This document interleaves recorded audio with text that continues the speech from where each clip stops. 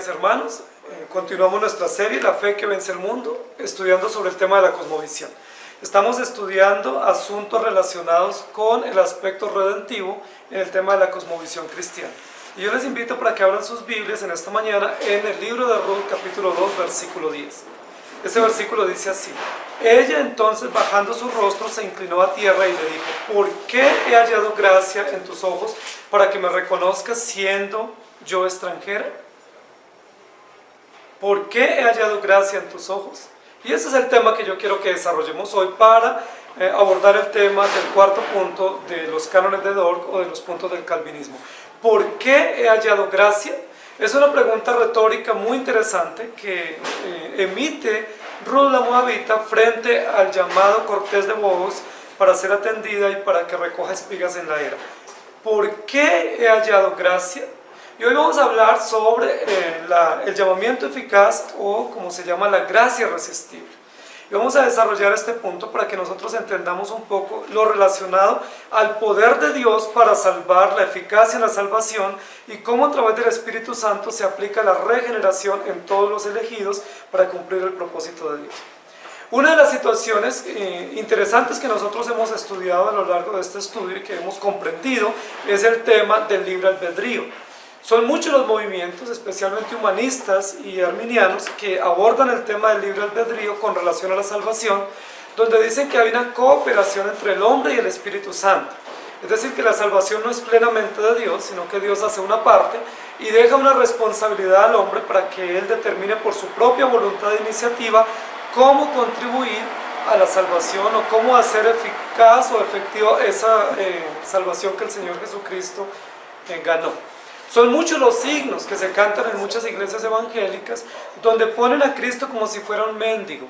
Es decir, Cristo aguardando, esperando pacientemente que el pecador acepte a Cristo, esperando pacientemente que el pecador opte por Jesucristo, y es un Cristo suplicante que no es eficaz, que no es poderoso. Y uno de los textos comunes que se usa para este tipo de presentación del Evangelio es Apocalipsis capítulo 3, versículo 20, que dice: aquí yo estoy a la puerta y llamo, si alguno oye mi voz y abre la puerta, entraré a él y cenaré con él y él conmigo.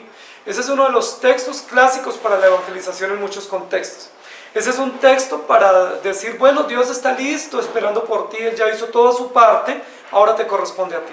Depende de ti que tú tomes la decisión. Dios está presto, pronto, oportuno, dispuesto. Solamente falta que tú tomes la iniciativa, que tú des el paso y que vayas a Él.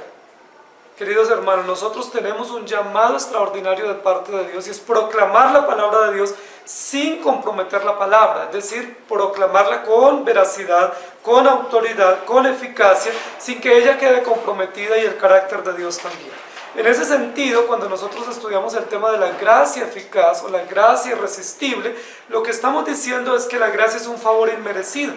Es decir, es un regalo que nos viene de Dios, es un don celestial, es un don previamente dispuesto desde la eternidad, que nos viene a través de la obra perfecta de Jesucristo y que es aplicado eficazmente por el Espíritu Santo en la vida del elegido.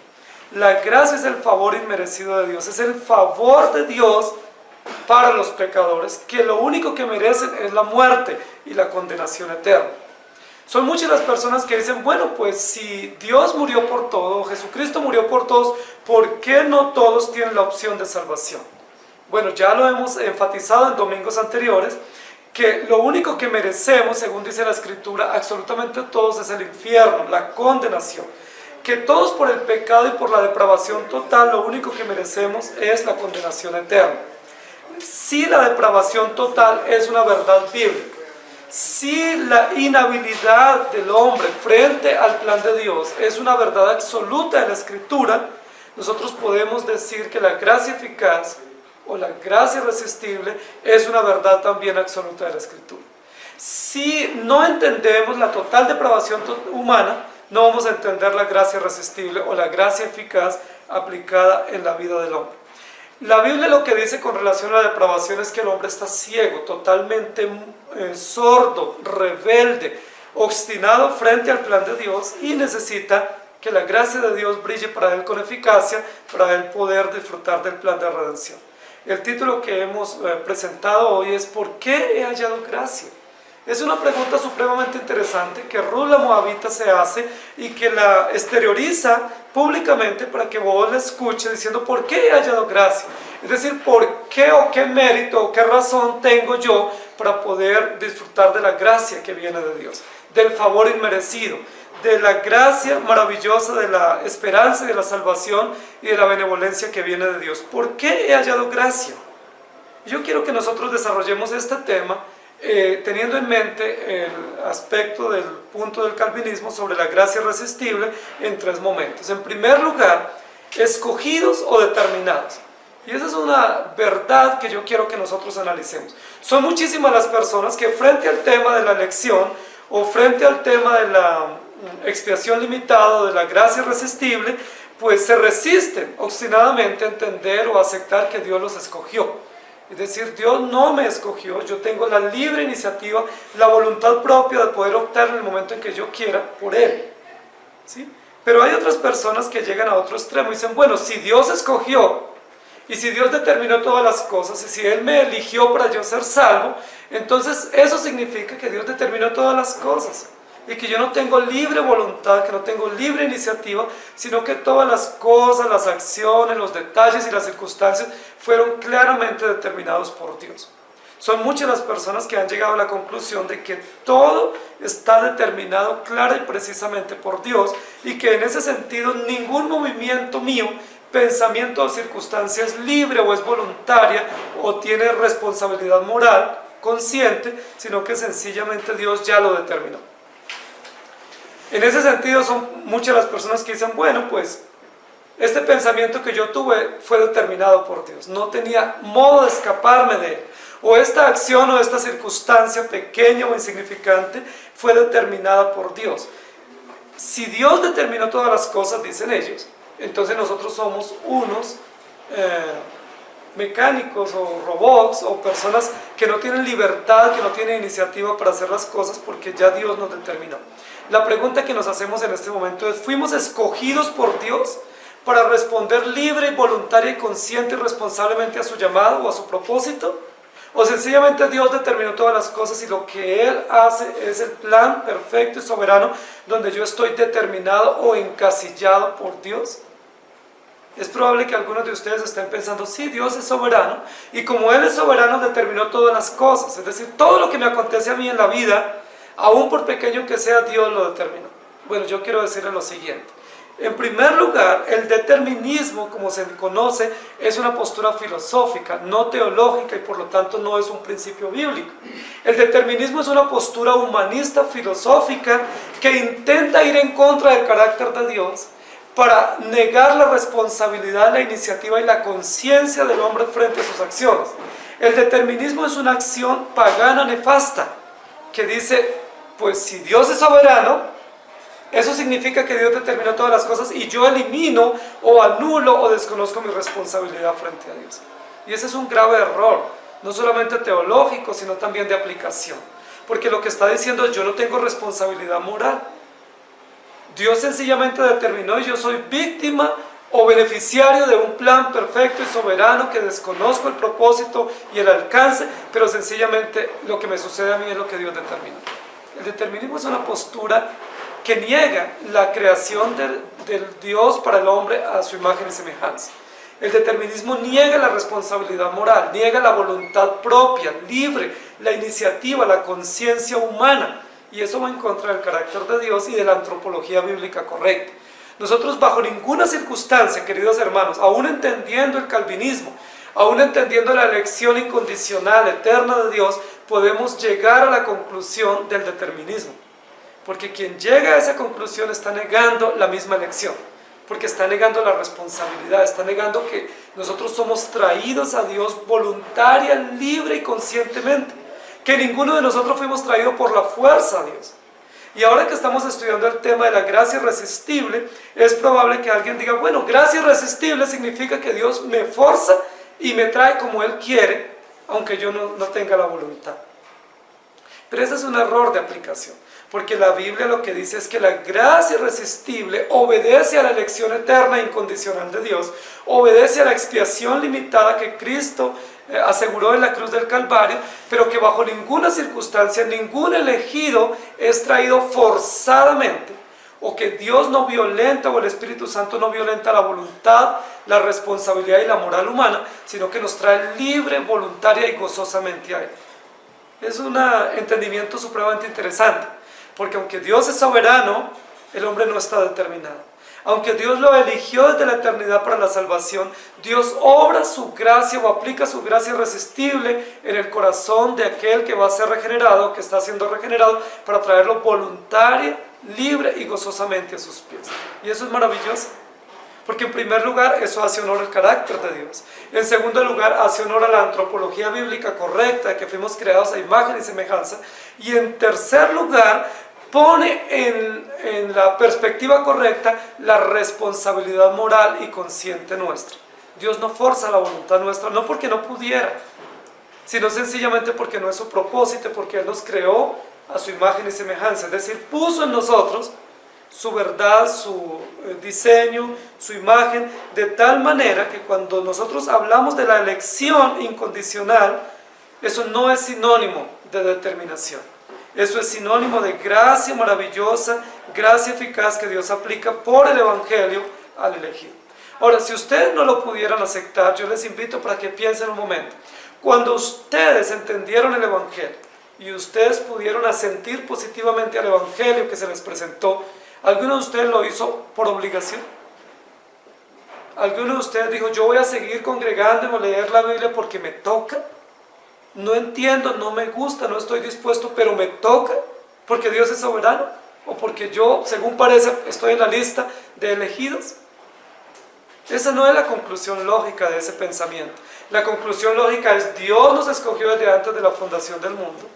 Dios cumplió en la cruz del Calvario la expiación a favor de su pueblo y luego obra por su Espíritu Santo la regeneración. Pero nosotros venimos voluntaria y conscientemente a sus pies, de tal manera que disfrutamos ser llamados hijos de Dios y llamarnos herederos y coherederos con Cristo. La gracia irresistible obedece al decreto eterno de la elección, que Dios por su Espíritu Santo y por su preciosa palabra convence, llama, trae y regenera libremente a aquellos que Dios determinó desde antes de la fundación del mundo. La regeneración es muestra de la misericordia de Dios a favor de los elegidos, es muestra del propósito eterno incondicional de Dios y por lo tanto no es un derecho que yo pueda exigir. Yo no puedo demandarle a Dios y decirle, tú tienes el derecho de salvarme o de regenerarme porque yo tengo esa exigencia que te puedo hacer. Sencillamente la gracia es el favor inmerecido y no es un derecho, sino un favor, una condescendencia de parte de Dios. Los movimientos arminianos, que hemos enfatizado una y otra vez que son movimientos humanistas, antropocentristas y por supuesto con un tinte pagano mayoritario, ellos no entienden o no quieren entender que pese a que la elección es una verdad absoluta de la Escritura, Dios nos trae libre y voluntariamente a la fe por el Evangelio y que somos traídos eficazmente por Cristo a la salvación sin que Dios force la voluntad humana, nos obligue o nos someta. ¿Somos escogidos o determinados? Y la verdad bíblica es: somos escogidos desde antes de la fundación del mundo. Escogidos para ser hijos de Dios, para ser redimidos y para ser regenerados por la obra preciosa del Espíritu Santo. Dios no es dependiente nuestro. Dios no hace del hombre en la elección o en la aplicación de la gracia irresistible un robot o un hombre que no tiene conocimiento y no tiene voluntad propia y que viene forzadamente. Leamos algunos textos de apoyo. 1 Corintios 1:21. Dice: pues ya que en la sabiduría de Dios el mundo no conoció a Dios mediante la sabiduría, agradó a Dios salvar a los creyentes por la locura de la predicación. Y en el Evangelio de San Juan, capítulo 16, versículos 13 y 14 dice: pero cuando venga el Espíritu de verdad, Él os guiará a toda la verdad, porque no hablará por su propia cuenta, sino que hablará todo lo que oyere, y os hará saber las cosas que habrán de venir. Él me glorificará, porque tomará de lo mío y os lo hará saber. Y luego el profeta Jeremías en el capítulo 31, versículo 3 dice: Jehová se manifestó a mí hace ya mucho tiempo diciendo: con amor eterno te he amado, por tanto te prolongué mi misericordia. Y en Oseas capítulo 11, versículo 4: con cuerdas humanas los atraje, con cuerdas de amor, y fui para ellos como los que alzan el yugo de sobre su cerviz, y puse delante de ellos la comida. En Lucas capítulo 14, versículo 23, dijo el Señor al siervo: ve por los caminos y por los vallados y fuérzalos a entrar, para que se llene mi casa. Y en Juan 1, 12 y 13, mas a todos los que le recibieron, a los que creen en su nombre, les dio potestad de ser hechos hijos de Dios, los cuales no son engendrados de sangre, ni de voluntad de carne, ni de voluntad de varón, sino de Dios. Y Juan capítulo 3, versículo 3, respondió Jesús y le dijo: de cierto te digo, que el que no naciere de nuevo, no puede ver el reino de Dios. Y un texto adicional en Tito capítulo 3, versículo 5, nos salvó no por obras de justicia que nosotros hubiéramos hecho, sino por su misericordia, por el lavamiento de la regeneración y por la renovación en el Espíritu Santo. ¿Por qué he hallado gracia? La pregunta de Noemí, de Ruth. ¿Por qué he hallado gracia? La respuesta inicial es: he hallado gracia porque fui escogido por Dios desde antes de la fundación del mundo, y aquellos que fueron escogidos por Dios para salvación reciben el beneficio de la expiación en la cruz de Cristo, pero ahora reciben también la gracia regeneradora del Espíritu Santo. En segundo lugar, otro juego de términos que quiero que ustedes analicen conmigo en esta mañana: monergismo o sinergismo. Esos son dos términos que en el entendimiento de la soteriología bíblica ha dividido a algunos teólogos. Monergismo o sinergismo. Son dos términos que indican la participación o el involucramiento en el tema de la salvación. Entonces hay un movimiento o una línea monergista que dice: la salvación es única y exclusivamente de Dios. Dios intervino única y soberanamente para determinar y para efectuar y aplicar la salvación eficaz en los regenerados o en los elegidos. Pero hay otra postura, que es la postura sinergista. Esa postura sinergista lo que dice es: Dios sí determinó la salvación, Él hizo una parte, pero Él está esperando que el pecador, cuando recibe el mensaje, responda positivamente al mensaje. ¿Cómo sabemos si una persona es elegida? Cuando ella acepta, cuando toma la iniciativa, cuando responde eficaz o poderosamente a ese llamado, allí entendemos que hay salvación. Es decir, Dios hizo la parte y el hombre o el pecador, cuando recibe el mensaje, le corresponde tomar una decisión. De la decisión que el pecador tome cuando escuche el mensaje, de eso depende si él se salva o no.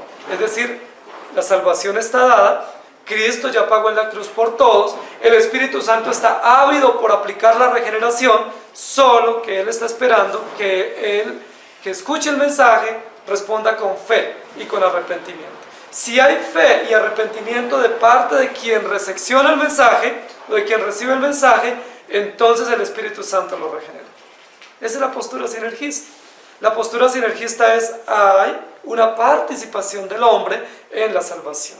El hombre sí tiene una buena parte, tiene una buena dosis. La dosis de él es creer, poner su fe, disponer su corazón para el arrepentimiento. Ese es el movimiento o la postura mayoritaria con relación al tema de la salvación y de la gracia irresistible. Es decir, el hombre sí puede resistir el llamado eficaz de Dios.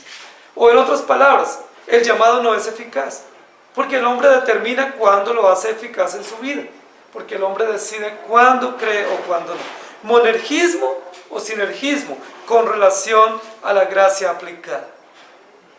Es probable que muchos de nosotros pudiéramos en esta mañana estar diciendo: no, sinergismo, claro. La Biblia dice que Jesucristo murió, pero que yo tengo que arrepentirme. La Biblia dice que yo tengo dos opciones, hay dos caminos: escoge la vida para que vivas o escoge la muerte y vas a morir. Hay dos opciones siempre en la Escritura, hay dos caminos, hay dos alternativas, y depende de mí, por la sabiduría que Dios me ha dado, escoger correctamente. Hoy es el día de salvación. Yo determino cuándo me salvo. El que decida creer, el que voluntariamente tome la iniciativa, pues él se pone en línea correcta con la salvación, y entonces Dios hizo su parte y yo hice mi parte. Ese es el movimiento antropocéntrico, o arminiano, o pelagiano, que dice Dios hizo su parte, pero depende del hombre que acepte. Si el hombre no acepta, o el pecador no acepta, no responde con fe y con arrepentimiento a ese llamado de Dios, entonces pues él se pierde la oportunidad de salvación, porque Dios tiene toda la iniciativa de salvarlo, pero el hombre resistió hasta la muerte ese llamado y por lo tanto no será salvo. Pero no es eso lo que dice la Biblia. Nosotros nos ubicamos por la doctrina bíblica y por el conocimiento que tenemos del carácter de Dios y por muchas pautas hermenéuticas, históricas y seguras, nosotros nos ubicamos en la postura monergista. Es decir, la salvación de principio a fin pertenece única y exclusivamente a Dios. La salvación es obra absoluta, perfecta y soberana de Dios.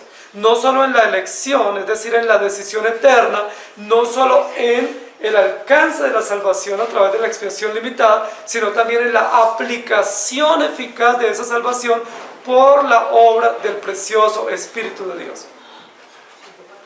Gracia irresistible significa intervención únicamente de Dios. Jesucristo es el autor y consumador de la salvación. Jesucristo es autor y consumador de la fe. Jesucristo salva, abre el corazón, lleva al pecador al arrepentimiento, lleva al pecador a confesar sus pecados, preserva al pecador y lo sostiene hasta el final. Entonces alguien va a decir, ¿cómo así? Si la Biblia dice que el que crea y confiese con sus labios será salvo. Es decir, la salvación sí es de Dios, pero el hombre necesita creer. Y estamos de acuerdo, el hombre necesita creer, pero no puede creer. El hombre sí tiene que creer, la obligación del hombre es arrepentirse. La obligación del hombre es reconocer a Dios y adorarlo. La adoración de todo hombre en cualquier lugar, de cualquier raza y cualquier edad es reconocer que Dios existe, que él sin Dios o sin Cristo no tiene esperanza y adorarlo, reconocerlo como su Dios y su Señor. La obligación de todo hombre en cualquier lugar y circunstancia es creer en Cristo y reconocer que es pecador y suplicar a Dios su misericordia. Eso es cierto, estamos de acuerdo allí. Pero lo que no estamos de acuerdo es que el hombre tenga la capacidad de hacerlo. Porque la Biblia dice que el hombre está esclavo en delitos y pecados, que está muerto en sus delitos y en su maldad, que no solo es pecador obstinado, sino que se deleita en su pecado y que en su propia concupiscencia él quiere el pecado, ama el pecado y odia a Dios. Si el hombre no fuera totalmente depravado o totalmente inhábil, incapaz de poder responder con fe y con arrepentimiento, pues nosotros pudiéramos decir, claro, sinergismo. Dios hizo su parte y el hombre debe creer. Está dado el mensaje, depende de ti si lo aceptas o no. Pero como nosotros entendemos una verdad que la palabra registra y que nuestro propio corazón y nuestro propio actuar nos muestra de nuestra incapacidad y de nuestra enemistad contra Dios, la verdad absoluta es monergismo. ¿Por qué he hallado gracia? Es la pregunta de Ruth. Y la respuesta es, en primer lugar, porque fui escogido por Dios desde antes de la fundación del mundo. Es decir, yo he hallado gracia no por ningún mérito o iniciativa o respuesta, sino porque Dios desde antes de la fundación del mundo determinó o me escogió o me incluyó en ese propósito por amor a sí mismo, no por ningún mérito ni por ninguna previsión. Pero en segundo lugar, ¿por qué he hallado gracia? Porque la salvación de principio a fin pertenece únicamente a nuestro Dios, porque Dios es soberano, porque Dios vence toda resistencia, porque Dios doblega el corazón más obstinado, porque Dios quita toda rebelión de nuestro corazón y nos trae a Él, porque el Espíritu Santo nos resucita de la muerte a la vida, porque no hay ninguna participación en ningún porcentaje de parte nuestra para contribuir a la salvación. Si hay algún pequeño porcentaje de determinación o de iniciativa o de respuesta nuestra frente al llamado eficaz de Dios, Entonces Dios no es soberano, no hay elección incondicional, no hay expiación limitada, sino que el hombre decide salvarse y Dios no es el salvador. Sencillamente el hombre determina y el hombre por su rebeldía lo puede hacer. Ahora, gracia irresistible no significa que el hombre no pueda resistir a la obra del Espíritu Santo. Gracia irresistible no significa que nosotros por nuestro pecado no resistamos a la obra de Dios. Porque lo que la Biblia enseña es que todos resistimos a Dios. De hecho, nuestro amor y nuestro interés y nuestra permanencia en el pecado lo que muestra es que nosotros resistimos a Dios. Todo el tiempo con nuestro pecado, con nuestros pensamientos, con nuestras acciones, nosotros resistimos la obra de Dios. Ahora, ¿qué es lo que significa entonces gracia irresistible en ese sentido? Que mi resistencia pecaminosa, obstinada al plan de Dios, hace que Dios diga, bueno, pues yo tenía todo el plan de salvarlo, pero este hombre es tan rebelde que no puedo hacer nada para cambiar. Gracia irresistible lo que significa es que el Espíritu Santo, a aquellos a quienes Dios eligió desde la eternidad y por quienes Jesucristo derramó su sangre, eficazmente les traerá. Él vence toda resistencia de nuestro corazón, doblega toda rebeldía de nuestro corazón y obra su regeneración soberana y exclusiva por la obra exclusiva o poderosa del Espíritu Santo. Que la voluntad humana está esclava y que ningún hombre voluntario y conscientemente optará para responder con fe a Cristo, porque no tiene fe, porque la fe viene de Dios, sino que Dios a través del Espíritu Santo nos da la fe, nos da el arrepentimiento, produce la conciencia de nuestra maldad frente a Dios y la necesidad de un Salvador y nos libra de la esclavitud del pecado. Gracia irresistible significa que el Espíritu Santo es más poderoso que nosotros resistimos todo el tiempo al Espíritu Santo. De hecho, la Biblia dice, no resistáis al Espíritu, o no contristéis al Espíritu, o no apaguéis al Espíritu, diciendo que nosotros sí somos rebeldes y resistimos la obra de Dios. Pero por más rebeldes que seamos o hayamos sido, la gracia eficaz o la gracia irresistible se hace eficaz en los elegidos porque el Espíritu Santo vence nuestra resistencia, vence nuestra rebelión y nos trae humildemente y conscientemente arrepentidos al Señor. No creemos que la fe viene del nuevo nacimiento, sino que la fe es evidencia o resultado de la regeneración. Cuando alguien dice, es que yo necesito tener fe, o yo tuve fe y yo creí, lo que él está diciendo es que la fe viene de él mismo, y que no estaba totalmente depravado, y que no existe gracia irresistible o salvación eficaz. Pero nosotros creemos que la fe no es un preámbulo para el nuevo nacimiento, o no antecede al nuevo nacimiento, sino que la fe es resultado del nuevo nacimiento. Es decir, Dios a través del Espíritu Santo regenera al pecador elegido y luego le da fe para que él pueda responder a esa salvación que Dios le ha dado con fe, con confianza y con conocimiento. Jonás capítulo 2 versículo 9 dice, mas yo con voz de alabanza te ofreceré sacrificios, pagaré lo que prometí, la salvación es de Jehová. ¿Recuerdan la circunstancia en la cual está el profeta Jonás en este momento, cierto? Está dentro de este pez, está huyendo de la presencia de Dios, milagrosamente, providencialmente está cuidado y preservado para no morir, porque Dios tiene un plan con él, y dentro de este pez, dice la Biblia que en lo profundo del mar, él se dirige a Dios en oración, y una de las frases elocuentes, contundentes, que el profeta Jonás dice estando allá en oración, es la salvación es de Jehová. Y es una frase muy elocuente, muy contundente. Es decir, yo no participo, yo no intervengo, yo no pongo mi cuota, mi porcentaje en la salvación. Totalmente, exclusivamente, soberanamente, la salvación le pertenece a nuestro Dios. Y esa es una buena noticia. Es una noticia maravillosa, porque nosotros tenemos la tendencia a pensar que algo nos corresponde y que tenemos el deber de cuidar algo porque algo hicimos. Y que si nosotros tenemos algo, pues esa es nuestra gloria, nuestro aporte, nuestra participación. Pero aunque eso genere un cierto nivel de gloria y de reconocimiento, decir yo puse algo, yo aporté algo, eso también se traduce en un alto nivel de inseguridad y de ansiedad. Porque si yo puse algo, pues en cualquier momento puedo perder lo que yo puse. O la parte que yo hice no estoy seguro si la hice bien, o no estoy convencido si la estoy pudiendo mantener. Pero cuando creemos que la fe es resultado de la regeneración y no condición para la regeneración, eso nos pone en la perspectiva del monergismo. La salvación pertenece a Jehová. No hay ninguna intervención, no hay ninguna participación nuestra. Dios no es incapaz para hacer una parte y dejar una parte de nuestra responsabilidad. La gracia irresistible significa que siendo yo rebelde, pecador y resistiendo a Dios, el Espíritu Santo es más fuerte y más poderoso y me alcanzó. Y venció mi resistencia obstinada y me trajo a Él por su gracia. Daniel capítulo 4, versículo 35 dice: todos los habitantes de la tierra son considerados como nada, y Él hace según su voluntad en el ejército del cielo y en los habitantes de la tierra, y no hay quien detenga su mano y le diga: ¿qué haces? Gracia irresistible.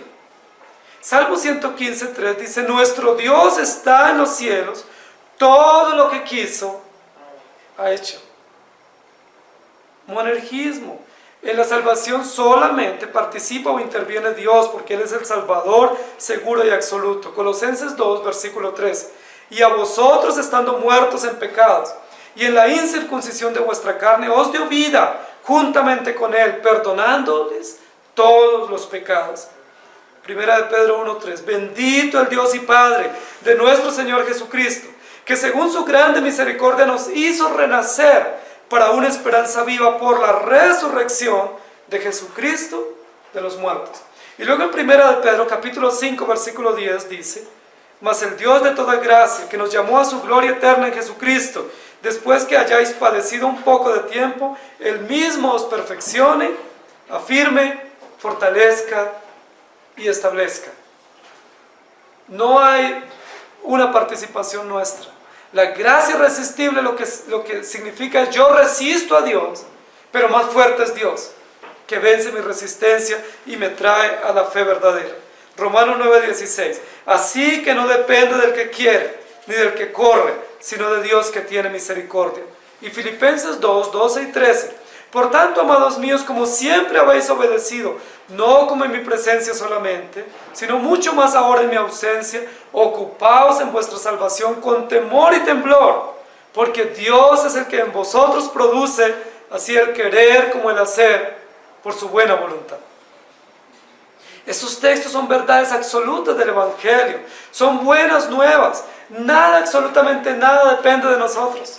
Dios no dejó la salvación para que alguna parte nos corresponda a nosotros. Dios hizo todo y Él mismo nos trae la fe y produce gozo y esperanza y gratitud, y todo por su buena y perfecta voluntad. Efesios 2:1.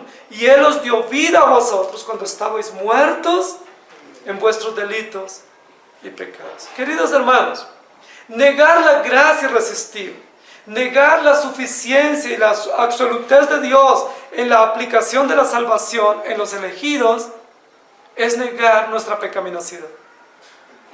Es enfatizar nuestra capacidad o nuestra habilidad o nuestra iniciativa o nuestro aporte en el plan eterno de la redención.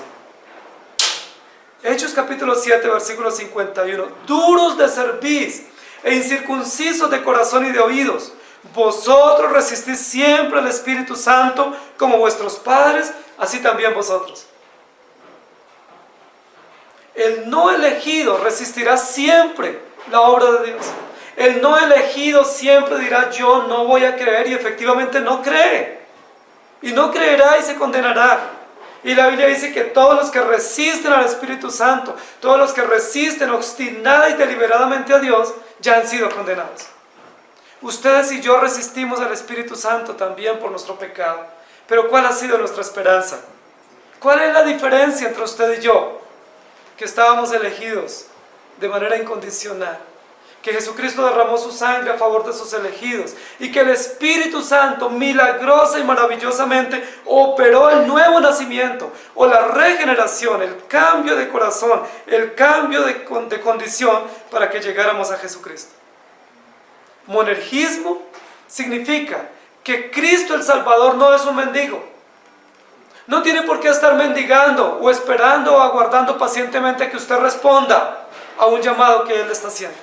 Monergismo significa Dios es soberano en la salvación y Él aplica la salvación a quien Él determinó por gracia. Y Él nos trae voluntaria y gozosamente por la acción del Espíritu Santo. La totalidad de la aplicación de la salvación es por su gracia y su poder. Dios nos arrastra libre y gozosamente a sus caminos para que disfrutemos de su propósito. Si no fuese así, si esa gracia o ese llamado no fuese irresistible, ustedes y yo no estaríamos aquí. Porque con toda seguridad que para nosotros, humanamente hablando, hay mejores planes que estar aquí en este lugar. Pero nosotros estamos aquí por la gracia irresistible del perfecto propósito de Dios en su salvación. Qué alentador eso para nosotros. Y qué alentador eso para nosotros como predicadores. Aquellos que nos dedicamos a la predicación y la proclamación del Evangelio. Es muy alentador saber que nuestra tarea no es persuadir a los oyentes. Saber que no depende de la elocuencia de nuestro sermón o de la técnica del sermón o de la elocuencia en las palabras o cómo nos dirigimos, que no nos corresponde a nosotros eso, que la persuasión de la predicación la obra el Espíritu Santo de manera soberana y perfecta en el corazón de aquellos que Dios de antemano ha preparado para salvación. ¿No es eso maravilloso? Terrible y desalentador debe ser para quienes piensan como predicadores que ellos tienen que persuadir a los oyentes. Terrible para quienes piensan que depende de su puesta en escena que otros sean salvos. Que depende de lo que ellos digan o hagan para que otros se salven. Por eso tenemos en muchísimos lugares grandes shows para llamar la atención, ¿sí? Grandes movimientos y juegos de luces y cámaras y escenarios novedosos. ¿Por qué? Porque depende de nosotros la salvación de muchos. Si nosotros preparamos este show, si nosotros preparamos toda la técnica de la presentación, es probable que muchos lleguen y muchos sean persuadidos. Y por supuesto, muchos llegan a esos lugares y muchos son persuadidos. Pero saben, son persuadidos no por el Espíritu Santo, ni son persuadidos como resultado de la regeneración. Son persuadidos por un movimiento, por un discurso, por un lenguaje, por un propósito y por un beneficio que ellos reciben. Pero esa persuasión aparente no dura mucho. La persuasión que perdura es la que obra el Espíritu Santo internamente en el corazón, la que obra soberana y unilateralmente nuestro Dios, sin ningún tipo de intervención nuestra. ¿Por qué he hallado gracia? La pregunta que estamos estudiando. En primer lugar, hemos hallado gracia porque Dios nos escogió desde antes de la fundación del mundo. Es decir, yo no hallé porque busqué y encontré y tuve la iniciativa, sino he sido alcanzado por la gracia, o la gracia de Dios ha sido aplicada a mí porque Dios así lo determinó. Pero en segundo lugar, esa gracia vino a mí de manera unilateral por la acción de Cristo y la acción del Espíritu Santo, sin ninguna intervención, sin ninguna participación de parte mía. Primera de Juan capítulo 5 versículo 1 dice: todo aquel que cree que Jesús es el Cristo es nacido de Dios, y todo aquel que ama al que le engendró ama también al que ha sido engendrado. Y el Salmo 65 versículo 4 dice: bienaventurado el que tú escogieres y atrajeres a ti para que habite en tus atrios. Seremos saciados del bien de tu casa y de tu santo templo. En tercer lugar, mandato o invitación. Otro juego de palabras que yo quiero que ustedes y yo los consideremos con relación al tema de la predicación del Evangelio. Porque cuando hablamos de llamamiento eficaz o de gracia irresistible, estamos hablando no solo de la acción segura del Espíritu Santo en los regenerados o en los que van a ser regenerados, sino estamos hablando también de una tarea inaplazable que ha sido delegada a la iglesia, y es la tarea de la proclamación del Evangelio. Mandato o invitación. ¿Cuál es la tarea de la predicación? ¿Qué nos ha dicho Dios cuando nos encargó la tarea de la predicación? ¿Entendemos que la predicación es una orden, es un mandato, es un deber, es una obligación que Dios dejó a la iglesia y a todo creyente? ¿O pensamos que la predicación es simplemente una invitación, una oferta, una posibilidad, ¿sí? Es una alternativa más que tienen nuestros oyentes. Muchísimas personas piensan que la tarea de la predicación o la proclamación del Evangelio es simple y llanamente una invitación. Es decir, Dios los invita para que escuchen este mensaje y ustedes toman la decisión. Y cuando hablamos de mandato o invitación, estamos hablando de la eficacia del llamado aplicado en los elegidos. ¿Es un mandato la predicación o es una invitación? Si es una invitación, estamos hablando de que hay un llamado universal, que Dios nos da ese mensaje o nos envía ese mensaje a todos y que sencillamente es una invitación, o es una oferta, o es una posibilidad. Y depende de ti si te gusta la oferta, si te gustan las condiciones, si te gustan los beneficios. Y si tú consideras consciente y racionalmente que los beneficios son buenos, pues tú decides seguir ese mensaje o seguir a ese Cristo que se predica en esa invitación. Y si tú decides que hoy no es el momento, entonces tú esperas. Y cuando tú consideras conveniente, Dios está esperando por ti. Está la invitación extendida, Dios está de brazos abiertos, con una invitación extendida para ti, pero tú tienes que consciente y voluntariamente decidir si aceptas esa invitación o no. Ese es el mensaje que se nos presenta en muchos lugares. Ese es el mensaje que a veces nosotros también por desconocimiento de la verdad bíblica hemos presentado. Es: Dios quiere que tú te salves. ¿Te gustaría salvarte? ¿Te gustaría decidir hoy? ¿Te gustaría levantar tu mano y pasar al frente ahora mismo? ¿Te gustaría pasar de la muerte a la vida? Hoy es el día aceptable. ¿Te gustaría? ¿Cuántos quieren salvarse hoy? Porque Dios está esperando por ti. ¿Quieres? No dejes para mañana.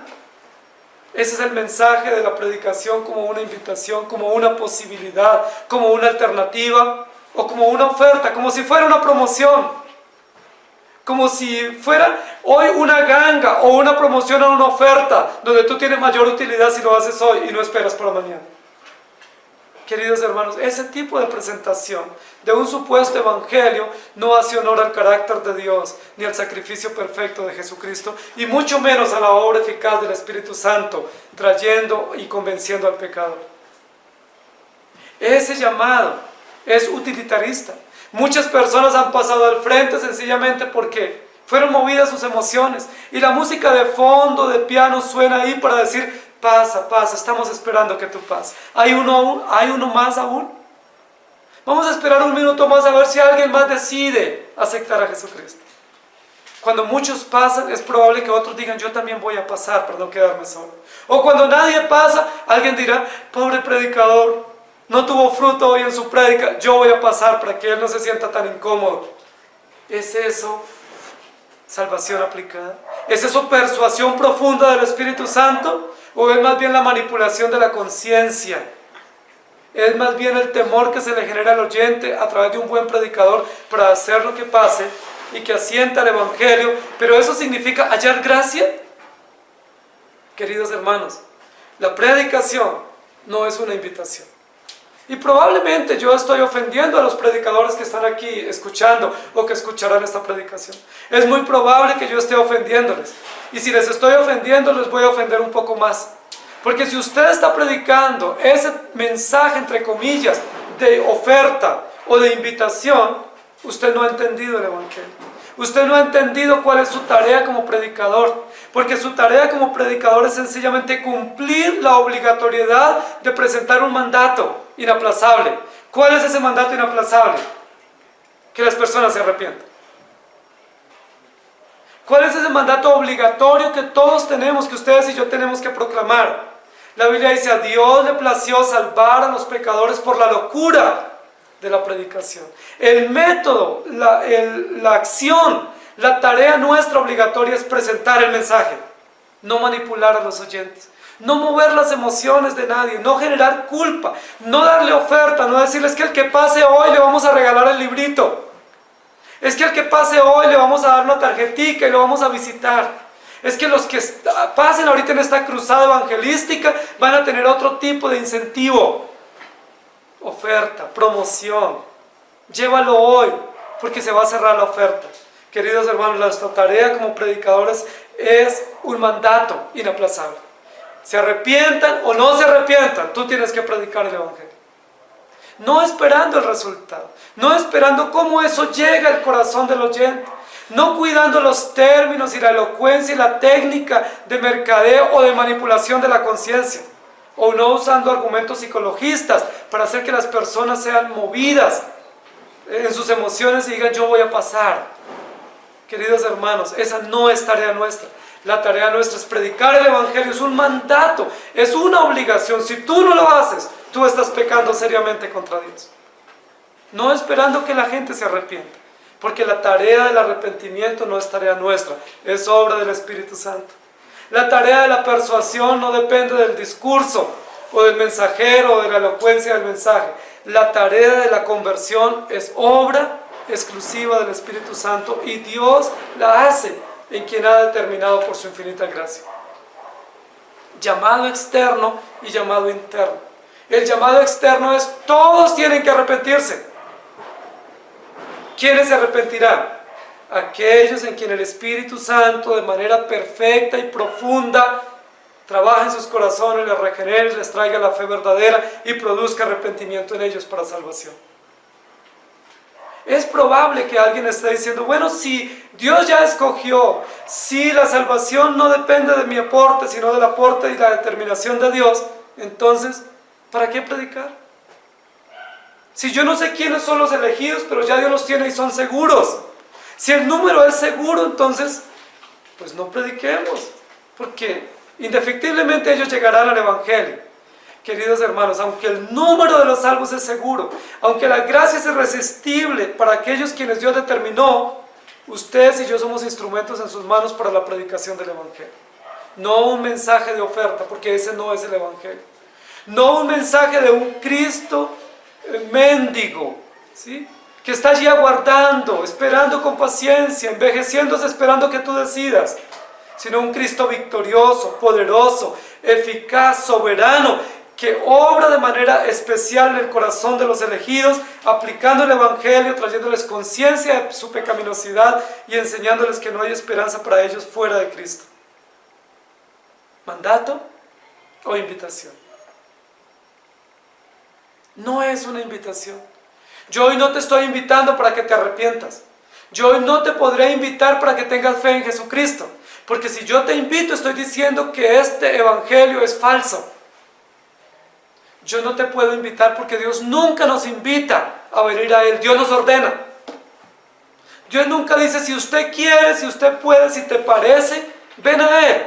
Sencillamente dice, mando que todos los hombres se arrepientan, que confiesen sus pecados, que se conviertan de las tinieblas y se vean trasladados a la luz admirable del Evangelio.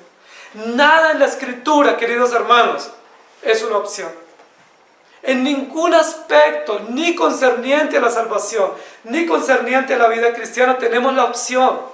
No es que yo voy a mirar, yo decido, yo pienso a ver qué hago y yo tomo la decisión. Todo lo que tenemos en la Escritura son ordenanzas, mandatos, inaplazables, autoritativos de Dios, unilaterales de Dios. Hechos 17:30.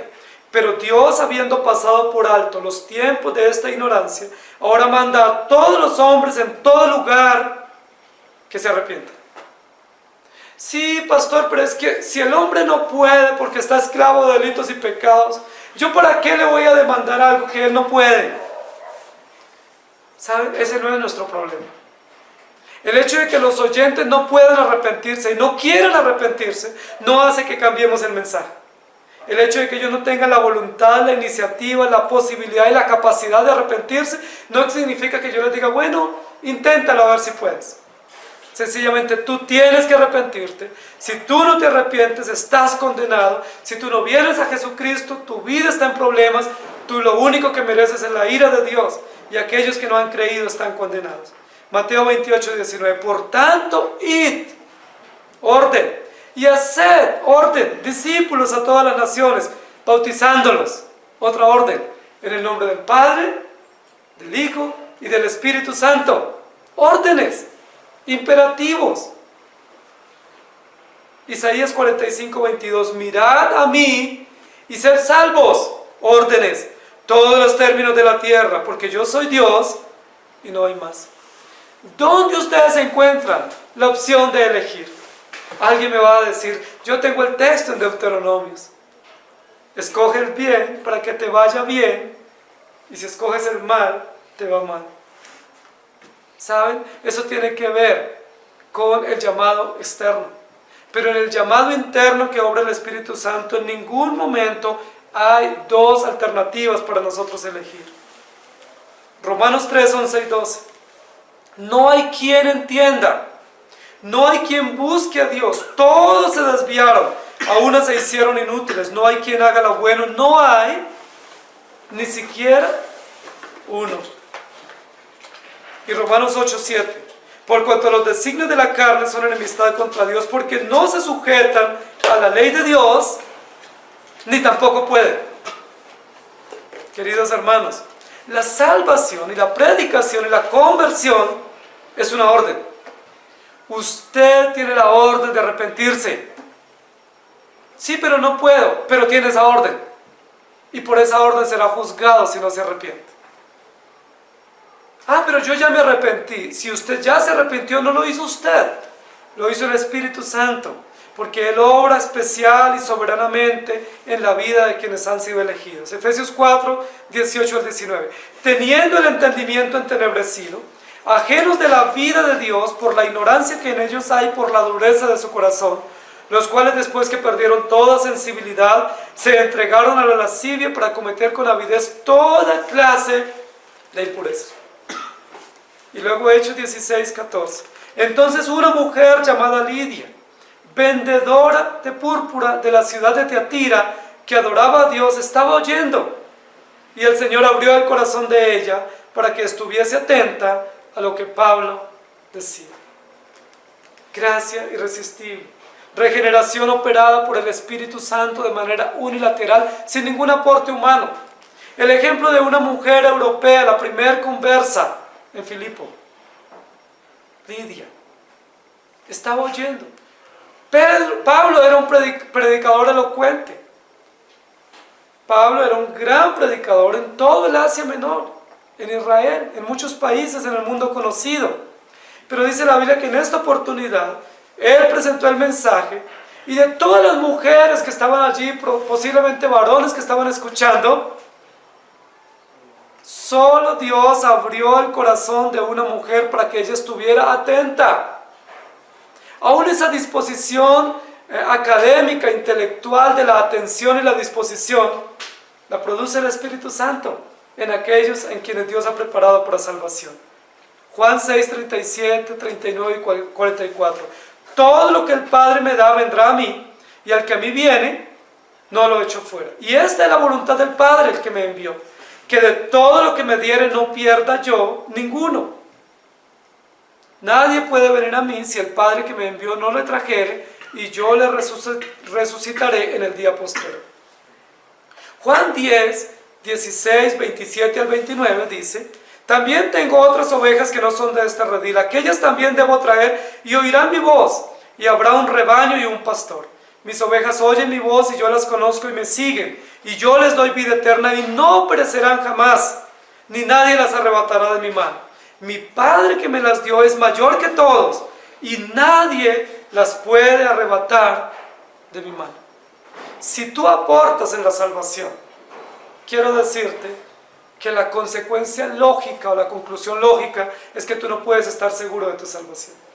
Si tú das un aporte pequeño o amplio en la salvación, en tu decisión, en tu fe, en tu arrepentimiento, tú no puedes estar seguro de la salvación. Pero si la salvación es totalmente de Dios, o 100% de Dios, ¿saben cuál es la buena noticia? Que hay esperanza, hay seguridad, porque esa salvación no está en nuestras manos, no está bajo nuestra custodia, depende de Dios. Dios la dio, la determinó, la aplicó y la preserva hasta el final. Segunda de Timoteo 1:9, quien nos salvó y llamó con llamamiento santo, no conforme a nuestras obras, sino según el propósito suyo y la gracia que nos fue dada en Cristo Jesús antes de los tiempos de los siglos. Y un texto más para corroborar esta idea, Santiago 1:18, Él de su voluntad nos hizo nacer por la palabra de verdad para que seamos primicias de sus criaturas, de su voluntad.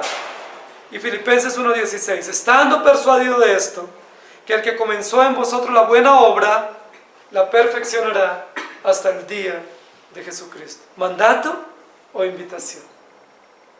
Mandato, orden. Queridos hermanos, ¿por qué hemos hallado gracia? La pregunta que se hace Ruth en el campo allí junto a Booz y a los criados de Booz es: ¿por qué he hallado gracia siendo yo una extranjera?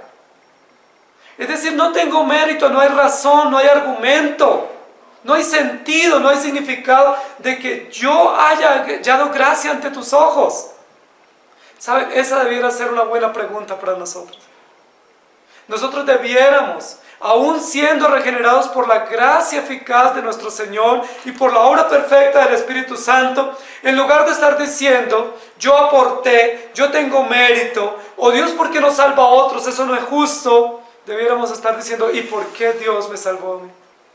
¿Por qué? Siendo yo extranjero, siendo yo un desconocido, siendo yo un pecador incapaz y aún continuando en mis pecados y delitos, ¿por qué Dios me miró con ojos de misericordia?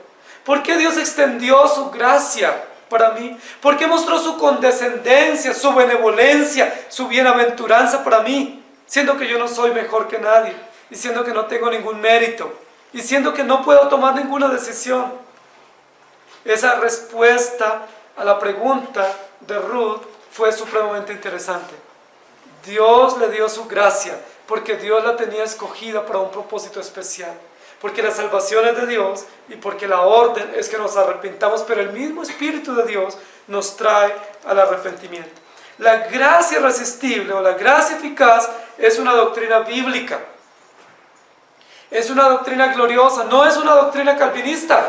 Muchos dicen, es que eso es calvinismo. Bueno, yo les quiero decir, no es calvinismo, es bíblica. Es una doctrina bíblica, es una doctrina que permea todas las verdades de la Escritura de principio a fin. Es una verdad contundente que está manifiesta en toda la Escritura. Sin esa verdad de la gracia irresistible, ustedes y yo no tendríamos esperanza. Uno de los aspectos de aplicación y de utilidad de esta doctrina es la esperanza, la seguridad de la salvación. Si mi salvación dependiera de otra vía, o de mí mismo, o de mi aporte, con toda seguridad que ustedes y yo estaríamos perdidos para siempre. Si nuestra salvación dependiera de algún esfuerzo humano, por mínimo que fuese, nosotros pudiésemos seguir resistiendo la obra de su Espíritu y no ser salvos. La predicación nuestra puede ser ineficaz, puede no ser contundente. De hecho, muchas veces predicamos y tenemos serios errores teológicos, hermenéuticos y muchos errores de aplicación. Todos los que predicamos cometemos serios errores, pero aún así, la gracia, cuando es obrada por el Espíritu Santo, es aplicada en los elegidos, es eficaz. Obra en el corazón, se aplica y recibe el poder vivificador por el Espíritu Santo. Esta doctrina nos da esperanza también para orar por los incrédulos. Nosotros debemos orar por los incrédulos para que cuando el mensaje del Evangelio se presente, si Dios tiene a bien, aplique esa palabra en el corazón y produzca arrepentimiento. La gracia irresistible significa que ninguno de nosotros podemos resistir permanentemente la obra del Espíritu Santo. Le resistimos hasta que llega el momento en que ese llamado interno se hace eficaz por la obra preciosa del Señor. Del principio a fin, las salvaciones de Dios, nosotros no podemos cambiar el mensaje, no podemos presentarlo como una oferta, sino como una orden. Díganle, por favor, ustedes cuando prediquen, cuando hablen con sus familiares incrédulos, con sus vecinos incrédulos, díganle al pecador que la orden de Dios es que ellos se arrepientan. Díganle por favor en sus prédicas, Dios ordena que tú te arrepientas. Si tú sigues viviendo esta vida, estás en condenación, estás destituido de la gloria de Dios. Arrepiéntese, porque si mueres en tus pecados, estás en problemas frente a la ira de Dios y al carácter justo de nuestro Dios. Aunque ellos rechacen el mensaje, ¿cuál es la tarea obligatoria nuestra como predicadores? Prediquen, escuchen o dejen de escuchar. ¿Recuerda la historia bíblica de Jonás? De Noé también, y de otros predicadores que predicaron en varias oportunidades y no hubo buenos resultados. La Biblia dice que Jonás no quería ir a predicar, porque Jonás decía, si yo voy y predico, Dios cambia. La teología de Jonás era, yo no quiero quedar en vergüenza, porque voy a hablar de juicio, pero Dios les va a dar arrepentimiento, y entonces no hay juicio y yo quedo mal. Pero recuerdan también Noé, que predicó por muchísimos años y decía, viene el juicio de Dios sobre esta generación perversa. La Biblia registra que la gente le rechazó y se burlaba. Pero aunque la gente se burle, díganle al pecador que se arrepienta. No le digan otra cosa. No le digan, Dios te ama y tiene un plan maravilloso para tu vida. Porque eso no es evangelio. No le digan, Dios está aguardando por ti, porque ese no es el evangelio. El evangelio es, tú eres un pecador depravado. Eres enemigo de Dios, esclavo de tus delitos y pecados, y no hay esperanza para ti, al menos que creas en Cristo y que reconozcas tus pecados y que te conviertas y que Dios tenga misericordia. Pero si Él no es elegido, ese no es tu problema ni el mío. Nuestra orden es predicar. ¿Cómo sabremos si hay elección? Pues cuando Dios persuada por su Espíritu Santo y su palabra a aquellos hombres. El llamado será rechazado, y si ellos siguen rechazando el mensaje, vendrá la ira justa de Dios sobre ellos. ¿Por qué hallamos gracia? Hallamos gracia porque Dios es soberano. Hallamos gracia porque el llamado es irresistible. Hallamos gracia porque más fuerte es Dios por su palabra y por su Espíritu, que torna nuestra rebeldía en docilidad y nos humilla y nos doblega ante su llamado y nos hace descansar en Él. Hallamos gracia no por mérito, ni por propósito, ni por participación. Hallamos gracia porque Dios ordena que nos arrepintamos. Nosotros no podemos ni queremos, pero Dios lo hace por su Espíritu. Y ustedes y yo podemos decir, gracias a Dios. Mateo 11:28. Venid a mí, todos los que estáis trabajados y cargados, que yo os haré descansar. Esa es la orden. ¿Podrá el no elegido venir a Dios? Sabemos que no. Él resistirá hasta el final la obra del Espíritu Santo, y sobre él vendrá la justa ira de Dios.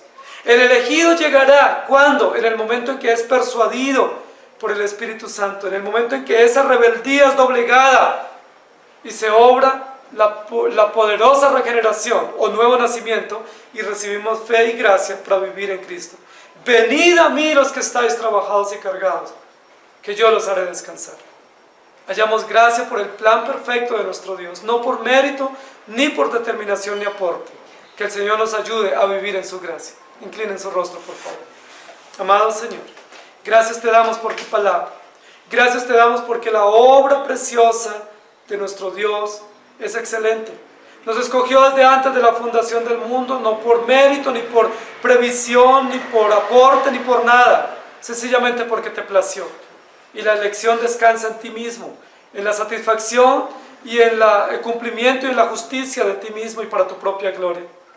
Pero en el momento oportuno enviaste a tu Hijo Jesucristo a derramar su sangre eficaz y seguramente por el número de los elegidos. Gracias por esa expiación segura, esa expiación exclusiva que tú a través de la cruz operaste para tu pueblo. Muchísimas gracias. Porque la sangre que tú derramaste es eficaz para aquellos para quienes se derramó, es decir, cumple el propósito. Pero gracias por el precioso Espíritu de Dios, porque Él aplica la redención, trayendo convencimiento, persuasión, regeneración y dando fe y arrepentimiento a aquellos que han sido escogidos desde antes de la fundación del mundo. Precioso plan, plan seguro, plan coherente, consecuente con tu carácter, con tu justicia, pero también con nuestra perversión. Plan consecuente con la maldad y la depravación nuestra, porque todos estamos bajo pecado, todos estamos bajo perdición y ninguno tenemos el derecho inalienable de reclamar ante ti con obstinación y decir, ¿por qué no me salvas a mí? ¿O por qué no salvas a otro? Porque todos estamos bajo pecado y bajo maldición. Pero te plació a ti por el sabio y libre consejo de tu voluntad enviar a Jesucristo y luego enviar el mensaje. Por la gracia de tu Espíritu y por el mensaje elocuente, persuasivo de tu Espíritu, nos regeneraste y nos has dado esperanza. Gracias porque la salvación es tuya.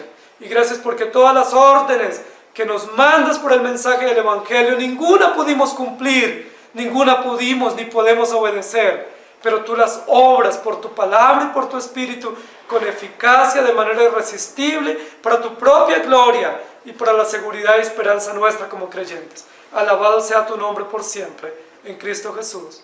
Amén. Que el Señor les bendiga.